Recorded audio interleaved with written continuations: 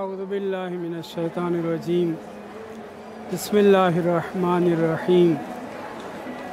الحمد للہ رب العالمین وصلی اللہ علی محمد وآلہ الطیبین الطاہرین ولعنۃ اللہ علی اعدائہم اجمعین من یومنا ھذا الی قیام یوم الدین اما بعد فقد قال الامام الحسن العسکری علیہ السلام من علامات المؤمن خمس التختم بالیمین الجہر بسم اللہ الرحمن الرحیم صلاة 51 تعفیر الجبین زیارت الاربعین۔ عزیزان محترم، زائرین امام حسین علیہ السلام، آپ حضرات کے سامنے جس مشہور روایت کو میں نے آج کی گفتگو کے لیے عنوان سخن قرار دیا ہے، وہ وہی روایت ہے جسے امام حسن عسکری علیہ السلام نے آج کی مناسبت سے زیارت اربعین کی مناسبت سے ارشاد فرمایا ہے۔ آپ فرماتے ہیں یوں تو مومن کی بہت سی علامتیں ہیں، لیکن خاص 5 علامتیں امام عسکری علیہ السلام کے دہن اقدس سے ہم تک پہنچی ہیں۔ ان میں سے پہلی علامت الجہر بسم اللہ الرحمن الرحیم، بلند آواز سے بسم اللہ الرحمن الرحیم پڑھنا ہے۔ نماز ہو یا غیر نماز،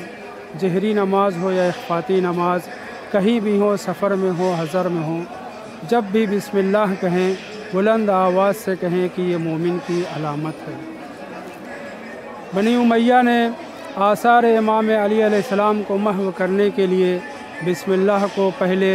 دھیرے دھیرے پڑھنا شروع کیا اور بعد میں اسے حذف کر دیا، اور آج بھی مسلمان بنی امیہ اور سر فہرست معاویہ کی اتباع میں بسم اللہ کو حذف کر دیتے ہیں۔ دوسری علامت التختم بالیمین، داہنے ہاتھ میں انگشتری پہننا۔ مومن کی علامتوں میں سے ایک اہم علامت داہنے ہاتھ میں انگوٹھی پہننا ہے۔ انگوٹھی خود انگوٹھی کا پہننا ثواب ہے، اور وہ نگینے جن کی مدح کی گئی ہے ان کا انتخاب الگ سے ثواب ہے، اور اگر ان نگینوں میں وہ نگینے جو ولایت معصومین اور ولایت امیر المومنین علی ابن ابی طالب علیہ السلام کو قبول کرنے میں پیش تھے، ان کا انتخاب اور بھی زیادہ اولیٰ اور بہتر ہے۔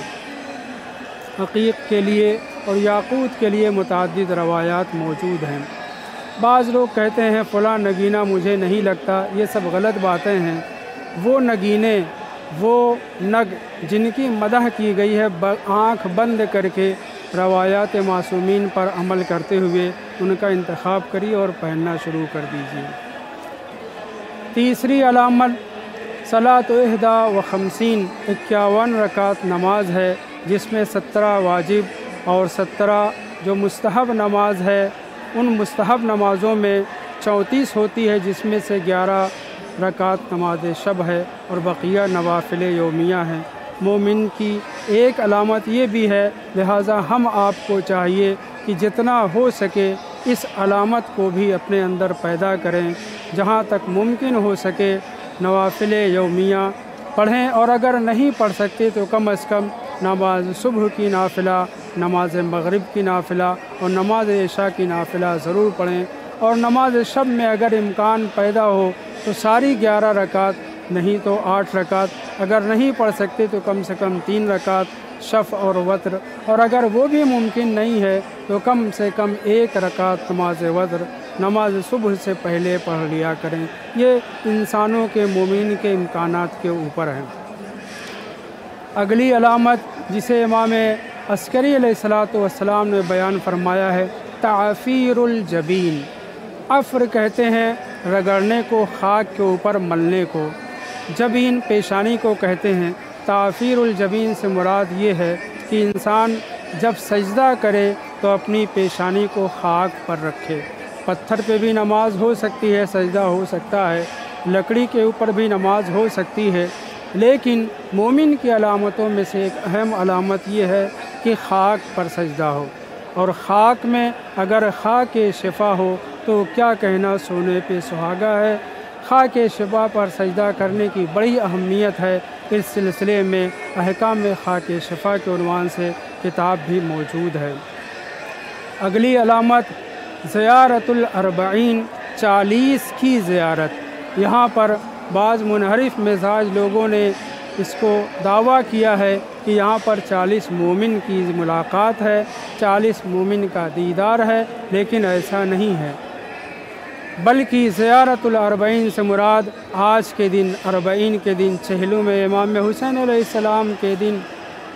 حضرت امام حسین علیہ السلام کی زیارت کرنا ہے، اور وہ مخصوص زیارت جس کا تذکرہ خود کتاب کامل الزیارات جو معتبر ترین کتابوں میں سے ایک ہے، چھٹے امام سے اس میں زیارت نقل ہوئی ہے۔ وہ زیارت جس کے لیے مومن کی علامت قرار دیا گیا ہے، وہ 40 مومن کا دیدار نہیں ہے، بلکہ زیارت امام حسین علیہ السلام اور خاص اربعین کے دن کی زیارت ہے۔ ہاں، اگر جو مومنین کربلا نہیں پہنچ سکتے، مزار امام حسین علیہ السلام پر نہیں پہنچ سکتے، انہیں چاہیے کہ گھر کی چھت کے اوپر چلے جائیں یا صحرا میں چلے جائیں، داہنے بائیں دیکھنے کے بعد پھر رخ کریں قبر امام حسین علیہ السلام کی طرف، اور پھر زیارت اربعین یا کوئی بھی زیارت پڑھیں، انشاءاللہ انہیں وہ اجر و ثواب ملے گا جو مومنین کربلا پہنچ کر امام حسین علیہ السلام کی زیارت کرتے ہیں۔ یہ وہ 5 علامتیں تھیں جو امام حسن عسکری علیہ السلام نے بیان فرمائی ہے۔ امام حسین علیہ السلام کے زائرین کے لیے جو اجر و ثواب روایات میں بیان کیا گیا ہے، اور خاص طور سے 2-3 کتابوں میں، جن میں سے ایک کا میں نے نام لیا، دوسری کتاب نور عین جو علامہ استحباناتی کی کتاب ہے، اور دوسرے فضل و زیارت الحسین جو علامہ شجری کی کتاب ہے۔ اس طرح کی بہت سی کتابیں فضائل زیارت امام حسین علیہ السلام پر بیان کی گئی ہیں۔ ان روایات میں معتبر ترین روایات میں سے ایک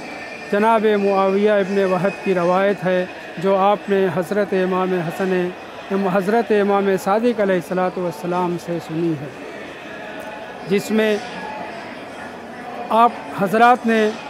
آج تک جو اس عنوان کے تحت یہاں پہ گفتگو 19 دنوں تک ہوئی ہے، یقیناً بہت سے علماء سے اس روایت کو سنا ہوگا، لہٰذا میں اس پوری روایت کو نہیں بلکہ 2-1 جملے اس کے انتخابی آپ کے سامنے بیان کرنا چاہتا ہوں۔ امام صادق علیہ السلام سجدے کی حالت میں روتے ہوئے زائرین امام حسین علیہ السلام کے لیے دعا کر رہے تھے۔ معاویہ ابن وہب جو حضرت امام صادق علیہ السلام کے معتبر ترین اصحاب میں سے ہیں، وہ کہتے ہیں کہ جب امام نے سجدے سے سر اٹھایا تو آپ کی آنکھیں اشکبار تھیں، اور میں نے امام سے عرض کیا، مولا یہ جو فضیلتیں آپ نے بیان کی ہے، یہ جو آپ نے دعائیں کی ہیں زائرین امام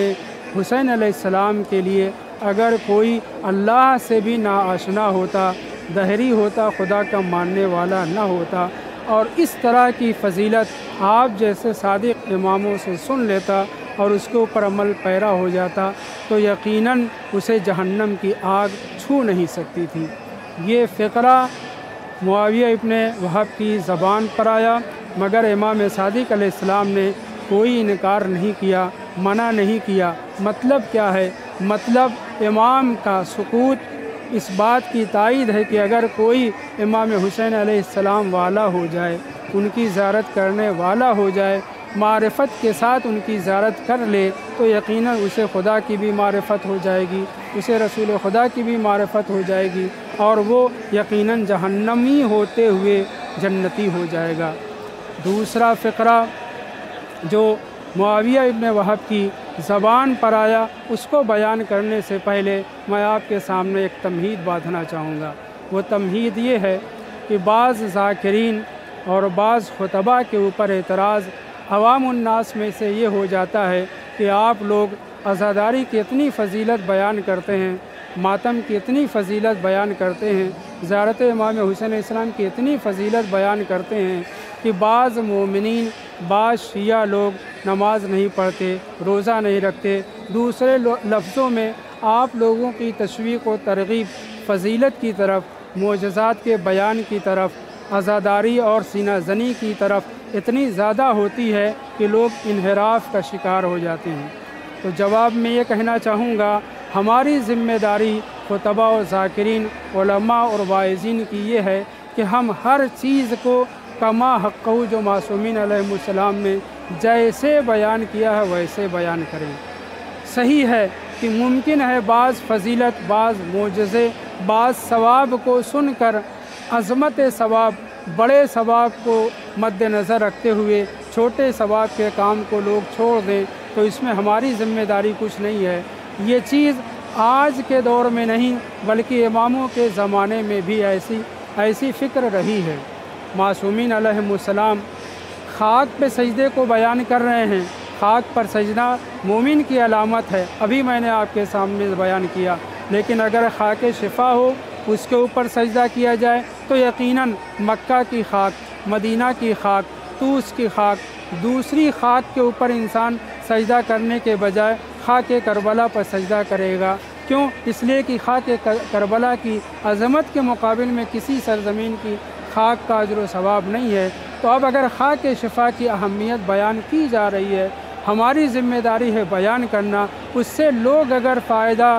صحیح نہیں اٹھا پاتے تو ہماری یہ ذمہ داری بنتی ہے کہ ہم ان کو متوجہ کریں، لیکن یہ انحراف کا سبب نہیں ہے۔ اور یقیناً جب خاک شفا کی عظمت زیادہ بیان کی جائے گی، جو ہے وہ بیان کی جائے گی، تو دوسری خاک کے اوپر مومنین سجدہ کرنا یقیناً چھوڑ دیں گے، کیونکہ ہر ایک کو اہم اور مہم کو دیکھنا ہوتا ہے۔ جو سب سے زیادہ ثواب کا باعث ہے وہ کام زیادہ کرنا چاہیے، کیونکہ ہماری زندگی بہت مختصر ہے۔ جناب معاویہ ابن وہب کے سامنے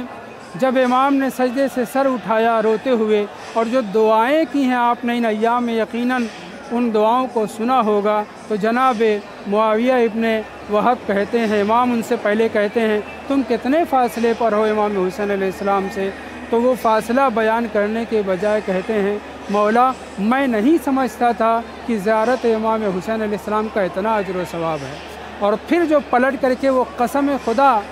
بخدا قسم کھا کر کے کہتے ہیں کہ مولا یہ جو آپ نے اجر و ثواب بیان کیا ہے، یہ جو زائرین امام حسین علیہ السلام کے لیے آپ نے دعا فرمائی ہے، اگر اتنی دعا، اتنی اہمیت، اتنی عظمت، اتنے ثواب کا مجھے علم ہوتا تو میں واللہ زیارت امام حسین علیہ السلام کو جاتا، حج کرنے نہ جاتا۔ یہ میں نہیں کہہ رہا ہوں، امام جعفر صادق علیہ السلام کے سامنے معاویہ ابن وہب امام کے پختہ صحابی، مولائی صحابی، وہ کہہ رہے ہیں واللہ لو علم، تو اگر میں جانتا ہوتا کہ اتنا اجر و ثواب ہے امام حسین علیہ السلام کی زیارت پر، تو واجب حج تو میں کر ہی چکا ہوں، میں حج کرنے کے لیے نہ جاتا، زیارت امام حسین علیہ السلام کے لیے جاتا۔ یقیناً مومنین، جو مومنین اکثریت جانتی ہے، سبھی تقریباً جانتے ہیں کہ زیارت امام حسین علیہ السلام کا اجر کیا ہے، اور خاص طور سے 40 کے دن زیارت امام حسین علیہ السلام اور ان کی راہ میں، ان کی زیارت کی راہ میں پیادہ پا چلنا کس قدر اجر و ثواب ہے۔ مومنین جب یہ جانیں گے اور حج کے ثواب کو بھی جانیں گے اور موازنہ اور مقایسہ کریں گے، تو یقیناً واجب حج کرنے کے بعد وہ شاید حج کرنے کے لیے نہ جائیں، عمرہ کرنے کے لیے نہ جائیں، بلکہ زیارت امام حسین علیہ السلام کو آئیں۔ یہ بات معاویہ ابن وہب نے امام صادق علیہ السلام کے سامنے جب کہی تو امام نے انکار نہیں کیا، منع نہیں کیا، یہ نہیں کہا زیارت بھی کرو، حج بھی کرو، زیارت بھی کرو، عمرہ بھی کرو، نہیں، امام نے ایسا کوئی تذکرہ نہیں کیا، بلکہ یہ تذکرہ نہ کرنا گویا معاویہ ابن وہب کی فکر کے اوپر تائید ہے، مہر تائید ہے کہ ہاں اگر کوئی واجب حج بالکل نماز و روزہ کی طرح سے ہے، اس کو نہیں چھوڑا جا سکتا۔ جس کے اوپر استطاعت ہے، جس کے پاس استطاعت پائی جاتی ہے، اسے چاہیے کہ یقیناً پہلے حج کر لے، اور اگر اس سے پہلے زیارت کے اسباب فراہم ہو جاتے ہیں زیارت کرے، جب امکان ہو، جب استطاعت شرعیہ ہو جائے تو اسے حج کرنا چاہیے، حج کے ساتھ زیارت بھی کرے، تمام معصومین کی زیارت کرے، مگر زیارت امام حسین علیہ السلام وہ عظیم اجر و ثواب رکھتی ہے کہ جس کی طرف سارے معصومین علیہ السلام نے تشویق اور ترغیب دلائی ہے۔ آج جس موضوع کے اوپر ہم گفتگو کر رہے ہیں 40 से ظہور تک۔ اصلاً ظہور امام زمان علیہ السلام سے 40 امام حسین علیہ السلام سے حلم امام حسین علیہ السلام کا کیا ربط ہے؟ بظاہر کوئی ربط نظر نہیں آتا۔ 40 کے دن کی زیارت امام حسین علیہ السلام مومن کی علامت ہے، اور ظہور امام حسین علیہ السلام اس وقت ہوگا جب خدا کی مرضی اور مصلحت ہوگی، بندوں کی مصلحت اور خدا کی مرضی ہوگی۔ نہیں عزیزو، زیارت امام حسین علیہ السلام، عزاداری امام حسین علیہ السلام، چہلم امام حسین علیہ السلام، یہ سب کے سب ظہور امام زمان علیہ السلام سے مکمل ربط رکھتے ہیں۔ اور یہ ربط آج کا نہیں ہے، کربلا کا واقعہ پیش آنے سے پہلے، 40 کے وجود میں آنے سے پہلے خداوند متعال نے اور معصومین علیہم السلام نے ربط بتلایا ہے امام حسین علیہ السلام کا اور ظہور امام زمان علیہ السلام کا۔ امام حسین علیہ السلام کی شہادت جب واقع ہو رہی تھی کربلا میں سن 61 ہجری کو، تو خدا کی بارگاہ میں فرشتوں نے روتے ہوئے فریاد کی، پالنے والے اس روئے زمین پر آج اگر کوئی تیری حجت ہے، کوئی معصوم رہنما ہے کہ جو تیری صحیح معنوں میں عبادت کرنے والا ہے، وہ امام حسین علیہ السلام ہیں۔ کوئی اگر نبی کا نواسا ہے تو وہ امام حسین علیہ السلام ہیں، اور اس طرح سے بے دردی کے ساتھ شہید کیا جا رہا ہے، تو اس وقت آواز قدرت آئی، اے میرے فرشتوں پریشان نہ ہو۔ اور پھر انہیں متوجہ کیا گیا سرادق عرش کی طرف، عرش کے پردوں کی طرف، کہا گیا ہے فرشتوں میرے دیکھو اس طرف۔ اب جو فرشتوں نے نظر دوڑائی تو کیا دیکھا؟ چہاردہ نور کے حالے میں ایک نور ہے، جسمانی شکل ہے، اس کی نورانی شکل ہے، اور وہ رکوع و سجدے میں مصروف ہے۔ آواز قدرت آئی، اے میرے فرشتوں، امام حسین علیہ السلام کو 3 دن کا بھوکا و پیاسا بڑی بے دردی کے ساتھ شہید کیا جا رہا ہے، لیکن میں خدا منتقم ہوں، میں ذو انتقام ہوں، انتقام لینے والا ہوں، اور میں خود چل کر کے منحرفین کے عقیدے کی طرح سے چرخ چہارم پر آ کر کے میں انتقام نہیں لوں گا، میں انتقام لوں گا اس حجت خدا کے ذریعے۔ آواز قدرت آئی، انتقم بے حاضہ لے حاضہ۔ فرشتوں کو 2 حاضہ کے ذریعے سے مشار الیہ کی طرف اشارہ کیا گیا۔ ایک مشار الیہ جو نماز میں مصروف تھا، وہ نور امام زمان علیہ السلام تھا، اس کی طرف اشارہ کر کے خدا کہہ رہا ہے انتقم بے حاضہ، میں اس کے ذریعے سے انتقام لوں گا۔ لہٰذا یہ جو سرزمین کربلا پر تڑپا تڑپا کے بھوکا پیاسا شہید کیا جا رہا ہے، اس کا میں انتقام لوں گا۔ حضرت مختار نے بھی انتقام لیا، بہت سے مومنین نے انتقام لیا، توابین نے قیام کر کے بعض دشمنوں کو قتل کیا۔ امام زمان علیہ السلام بھی انتقام لیں گے، لیکن کیا یہ انتقام پورا ہو جائے گا؟ نہیں عزیزو، خدا اعلان کر رہا ہے میں اس حجت خدا کے ذریعے سے انتقام لوں گا، اور امام زمان علیہ السلام انتقام لیں گے، مگر امام زمان علیہ السلام کا انتقام بھی ناکافی ہوگا۔ کیوں؟ اس لیے کہ ایک حجت خدا کا ایک قطرہ اگر کوئی بہا دے تو اس کی برابری، اس کا مقابلہ پوری دنیا کے لوگوں کو اگر قتل کر دیا جائے تب بھی اس ایک قطرے کے برابر انتقام نہیں ہو سکتا۔ اس لیے اسی دنیا میں رجعت کے زمانے میں ظہور امام زمان علیہ السلام کے بعد جو دشمنان اہل بیت کو زندہ کیا جائے گا، ان سے انتقام لیا جائے گا، وہ تو اپنی جگہ پر ہے۔ قیامت میں بھی خدا آتش جہنم میں جھونک کر دشمنان آل محمد کو عذاب میں مبتلا کرے گا اور ان سے انتقام لے گا۔ ایک ربط یہ جو آپ کے سامنے میں نے ذکر کیا، دوسرا ربط یہ ہے کہ حضرت امام زمان علیہ السلام جب تشریف لائیں گے، اور مختلف روایات ہے، جس میں ایک روایت ہے کہ 313 سال 320 سال، وہ بھی اس زمانے کا جو 1 دن 10 دن کے برابر ہوگا، اتنی حکومت کرنے کے بعد جب امام اس دنیا سے رخصت ہونے والے ہوں گے، یعنی امام زمان علیہ السلام یا شہید ہوں گے، جیسا کہ ایک روایت میں ذکر ہوا ہے۔ دوسری روایت یہ ہے کہ نہیں، امام کی شہادت سے پہلے یا امام کی رحلت سے پہلے، روایت کا فقرہ ہے اولو من یکر الی الدنیا الحسین ابن علی علیہ السلام، دنیا میں جو سب سے پہلے رجعت کرے گا، سب سے پہلے اسی دنیا میں آ کر کے اپنے دشمنوں سے انتقام لے گا اور امام زمان علیہ السلام کے ساتھ ہو کر دشمنان خدا سے انتقام لے گا۔ حضرت آدم کے زمانے سے آخری نبی تک اور آخری نبی سے لے کر کے آخری امام تک جتنے بھی ظالم ہیں ان سب سے، البتہ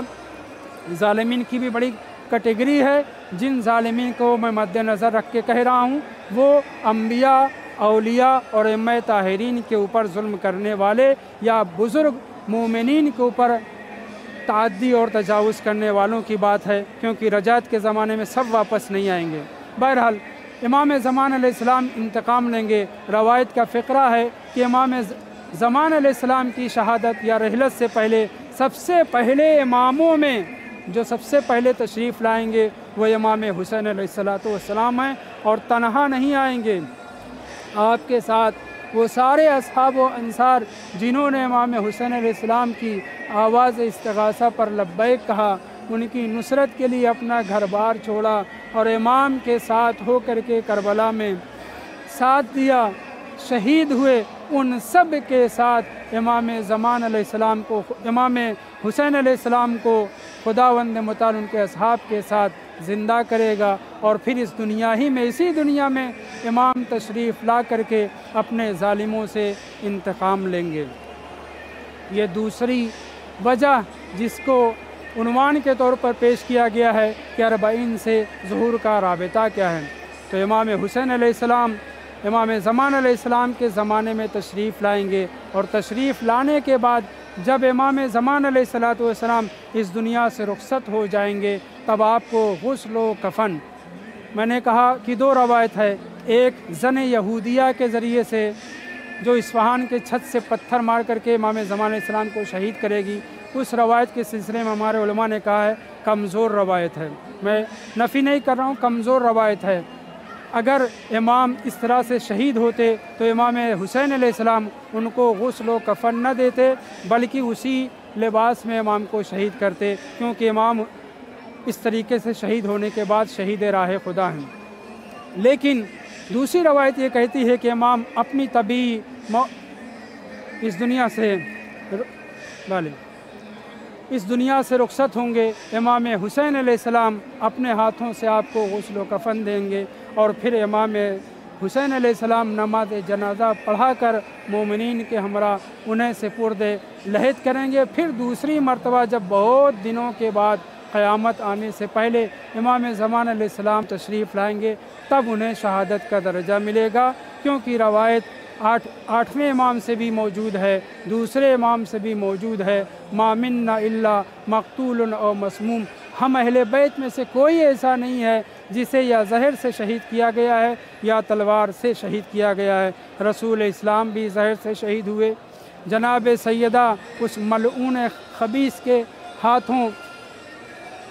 ضربت کھا کر کے شہید ہوئیں، مولا امیر المومنین علیہ السلام بھی شہید ہوئے، امام حسن علیہ السلام کو بھی زہر دے کر شہید کیا گیا، اور پھر امام حسین علیہ السلام کو کربلا کے میدان میں 3 دن کا بھوکا پیاسا تڑپا تڑپا کے شہید کیا گیا۔ آج زائرین، آج مومنین جو امام حسین علیہ السلام کی زیارت کے لیے آ رہے ہیں، وہ مومنین جو کربلا پہنچ رہے ہیں کتنے خوش نصیب ہیں۔ یوں تو سارے مومنین، سارے اہل بیت کے چاہنے والے جو صرف دل میں تمنا زیارت امام حسین علیہ السلام رکھتے ہیں، خداوند متعال ان کی بھی زیارت کو قبول کرتا ہے، انہیں بھی بے پناہ اجر و ثواب عطا کرتا ہے۔ لیکن ان مومنین کا کیا کہنا جو آج کے دن 40 کے دن غریب زہرا صلوات اللہ علیہا کی خدمت میں پہنچے ہیں اور قریب جا کر قبر امام حسین علیہ السلام کی زیارت کر رہے ہیں اور کہہ رہے ہیں صلی اللہ علیہ یا ابا عبداللہ، السلام علیک یا ابا عبداللہ، انا للہ و انا الیہ راجعون۔